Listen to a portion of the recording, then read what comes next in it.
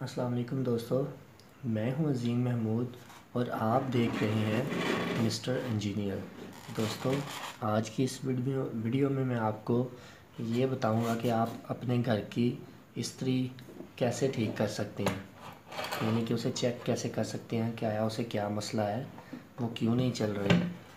तो दोस्तों, मेरे पास अभी एक इस्त्री है जो कि अभी नहीं चल रही और ख़राब हो गई है। तो ये किसी कस्टमर की मुझसे सही होने के लिए आई है, तो मैं कोशिश करता हूँ आपको भी इसके बारे में समझाने की कि इसे कैसे चेक किया जाता है। आपके सामने लाइव खोलूँगा, लाइव चेक करूँगा और इंशाल्लाह आपको इसके बारे में समझाऊँगा। तो दोस्तों, सबसे पहले मैं इस इस्त्री के स्विच के आगे ये कन्वर्टर लगा लेता हूँ और मैं आपको दिखाता हूँ चलाकर कि क्या ये चल रही है कि नहीं। मैंने कन्वर्टर लगाया है और ये मैं अपने 3 स्विच में इसको लगाने लगा हूँ। ठीक है, ये मैंने लगा दिया वहाँ पर। अब मैं देखता हूँ कि ये क्यों नहीं चल रही। इसकी मैं स्पीड को भी इंक्रीज़ करके देखता हूँ। ये देखें, जैसा कि आप देख रहे हैं, इसकी लाइट भी ऑन नहीं हो रही और वैसे भी ये गर्म भी नहीं हो रही। तो दोस्तों, मैं कोशिश करता हूँ आपको इसके बारे में बताने की, समझाने की। सबसे पहले आपको करना ये है कि प्लग को उतार लेना है। ठीक है, कन्वर्टर को उतार लेना। आपने सबसे पहले, जिनके पास तो ये इस्त्री है, तो उन्होंने इसको सबसे पहले इस जो स्विच है इसको खोलना है, क्योंकि इसके अंदर एक फ्यूज़ लगा होता है जो कि अक्सर औकात वही ख़राब हो जाता है। तो मैं देखता हूँ इसके अंदर फ्यूज़ है। जिनके पास तो दूसरी इस्त्री हैं तो वो देख सकते हैं, उसमें ये नहीं लगा होता, वो डायरेक्ट दूसरा स्विच होता है, तो उनका मसला फिर दूसरा होता है, वो खोल के पता चलता है। तो ये देखें, इसके अंदर एक फ्यूज़ लगा हुआ है जो कि 13 एम्पेयर का फ्यूज़ है, ये लिखा भी हुआ है ऊपर। ठीक है, तो मैं सबसे पहले इसे चेक कर लेता हूँ। तो इसको चेक करने के 2 तरीक़ाकार हैं। एक तो आप इसे मल्टीमीटर के साथ भी चेक कर सकते हैं, दूसरा आप इसे सीरीज़ बोर्ड में भी लगा कर यूज़ कर सकते हैं। तो इंशाल्लाह सीरीज़ बोर्ड बनाने का तरीक़ाकार मैं आपके सामने लेके आऊँगा। सबसे पहले मैं एनालॉग मल्टीमीटर को यूज़ करता हूँ। ओम की रेंज पर मैं इसे सेलेक्ट कर लेता हूँ। ये देखें, सुई आगे जा रही है। बस यही चेक करना होता है कि हमारा फ्यूज़ ठीक है कि नहीं। ये देखें, ये मैंने लगाया और ये देखें, हमारा फ्यूज़ बिल्कुल ठीक है। तो हो सकता है मेरी तार में मसला हो या कोई गड़बड़ हो गई हो तार में। दूसरा, इसको चेक करने का तरीका का ये है कि मैं इसको अपने सीरीज़ बोर्ड में अगर लगाऊं तो ये क्या आया, इस सीरीज़ बोर्ड का जो बल्ब है वो ऑन होता है कि नहीं। तो मैं अब ऐसा करता हूं, इसको अपने सीरीज़ बोर्ड में लगाता हूं और आपको दिखाता हूं।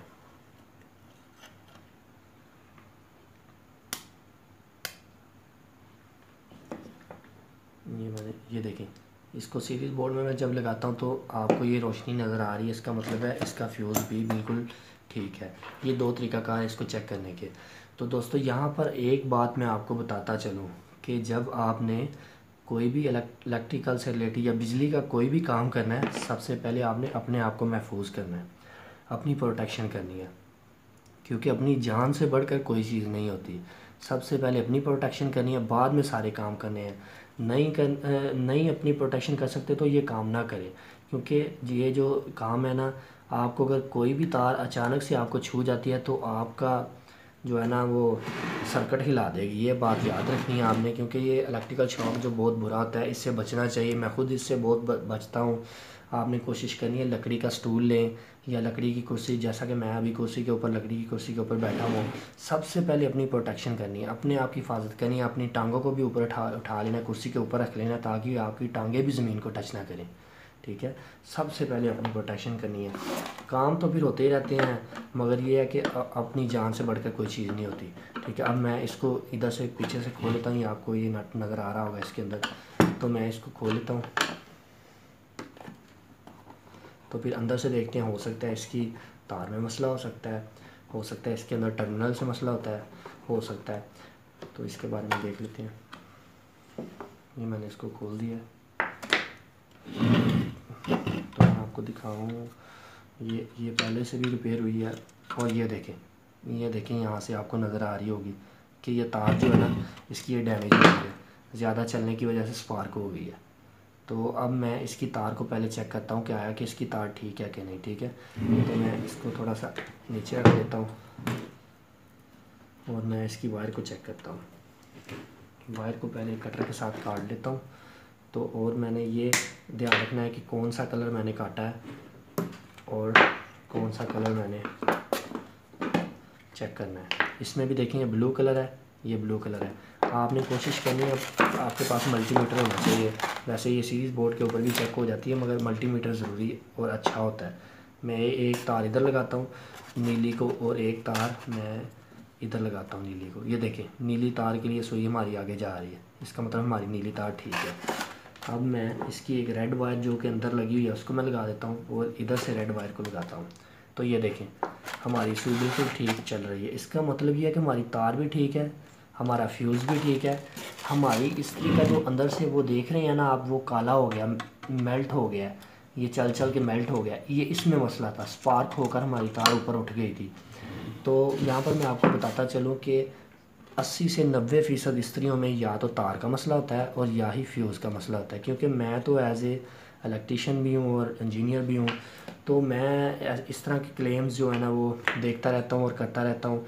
तो ज़्यादातर मसला जो है ना वो फ्यूज़ में होता है या आपकी तार ख़राब होती है।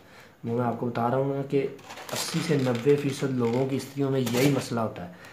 बकाया जो 20% है ना, वो कम ही चांस होते हैं कि लोगों की इस्त्री के टर्मिनल्स ख़राब हो जाते हैं अंदर से। मगर जब भी इस्त्री आती है मेरे पास तो मैं ज़्यादातर उसकी वायर ही चेक करता हूँ पहले, क्योंकि वायर्स का ज़्यादातर मसला या फ्यूज़ का होता है। ठीक है, अब मैं इसको तार को अंदर लगाता हूँ, अंदर वाली साइड पे, और चला के देखता हूँ कि मेरी इस्त्री ठीक हुई है कि नहीं, क्योंकि तार तो मेरी ठीक है। ज़ाहिर सी बात है तार स्पार्क हो गया। वीडियो को मैं पॉज कर लेता हूँ ताकि आराम के साथ तसल्ली के साथ लगाकर बाद में आपको दिखा सकूँ। ठीक है जी। तो दोस्तों मैंने इसको खोल कर इसकी जो अंदर नट था उसके ऊपर से ये जो स्टिप थी ये टूट गई थी। ये जो इसको हैंडल करके रखती है तार को, ये देखें ना, काली होकर सड़कर नीचे गिर गई थी। तो मैंने तार को सीधा नट के साथ अच्छे तरीके से लगा दिया। अब मैं ऐसा करता हूँ कि आपको ये चेक करके दिखा देता हूँ।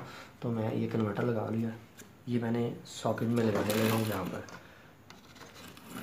ले जी, मैं इसको ऑन कर देता हूँ। ये देखें, लो जी, हमारी इस्त्री चलना शुरू हो गई है और हीट भी हो रही है। ठीक है, तो दोस्तों असल में इस वीडियो को बनाने का मकसद यही था कि मैं आप लोगों को इसके बारे में बता सकूं कि यार अपनी घर की चीज़ें खुद से ठीक किया करो। कभी कभी जब बुरे दोस्त, बुरे लोग जो मुझे गालियाँ देते हैं या ऐसे कहते हैं, बुरा भला कहते हैं कि तुम फ़लाँ ढमकान ऐसे इंजीनियर नहीं हो, ऐसे हो वैसे हो, तुम लोगों को बेवकूफ़ बना रहे हो, ऐसे हो, तो कसम से बड़ा दुख होता है कि यार ये पाकिस्तानी अवाम को क्या हो गया है कि ये फ्री का नॉलेज भी नहीं ले सकते। एक तो अगर डिप्लोमे करने पड़े ना जाकर कॉलेजों में, तो फिर पता चलता है कि जब फ़ीस भरनी पड़े तो वो भी यही चीज़ें, वो मैं ये गारंटी के साथ कह सकता हूँ वो ये भी चीज़ें नहीं सिखाते, क्योंकि मैं खुद एक इंजीनियर हूँ और मैंने ये सब कुछ देखा हुआ है। तो दोस्तों बात ये है कि हौसला अफजाई करते रहा करें। मगर ये है कि जो दोस्त बैड कमेंट करते हैं उनको तो मैं यही कहूँगा कि यार प्लीज़ बैड कमेंट ना किया करें। ये आपको अगर नई वीडियो पसंद तो आप डिसलाइक करें।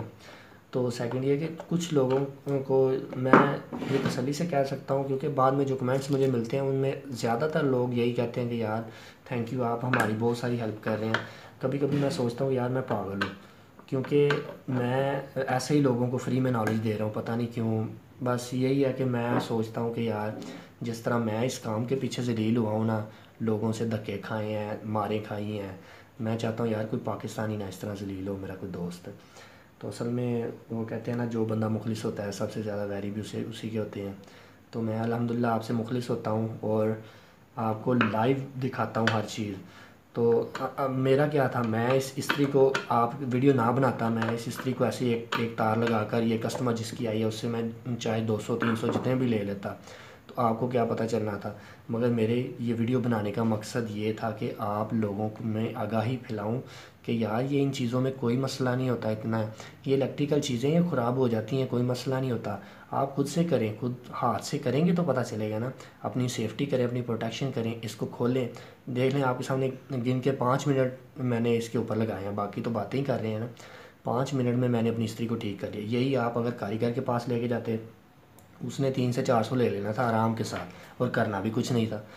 तो मेरा इन वीडियोस को बनाने का सिर्फ एक ही मकसद होता है कि आप लोगों को मैं इसके बारे में सिखाऊं, इलेक्ट्रॉनिक्स के बारे में। मुझे पता है ज़्यादा तकलीफ़ उन्हीं लोगों को होती है जो ये फील्ड से रिलेटेड, मसलन जो मसलन सोलर से रिलेटेड जो डीलर वगैरह हैं, क्योंकि उनको ये तकलीफ़ होती है कि ये बंदा हमारा कारोबार ठप करने के चक्करों में है। तो इंशाल्लाह ये हमारा सिलसिला इसी तरह जारी रहेगा। तो आप बस अपना कमेंट्स में इजहार करते रहा करें, मेरी वीडियोस को लाइक करते रहा करें, ताकि मुझे पता चले कि मेरे चाहने वाले हैं, लोग चाहते हैं ये इन चीज़ों के बारे में सीखना।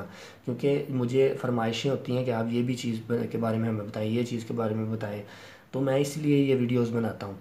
तो दोस्तों उम्मीद करता हूँ आपको ये इस्त्री को ठीक करने वाली जो वीडियो है आपको ख़ुसूसन पसंद आई होगी। तो दोस्तों इसी के साथ मेरी वीडियो को लाइक करें और कमेंट में अपना इजहार करें, अपने ख़यालात का इजहार करें। अगर हो सके तो लोगों के साथ भी इसको शेयर करें, ताकि यार आपकी वजह से दूसरे लोग भी मुस्तफ़ीद हो सकें, ठीक है। तो दोस्तों मेरे चैनल को भी सब्सक्राइब करना मत भूलिएगा। इसी के साथ मुझे दें इजाज़त। अल्लाह हाफ़िज़।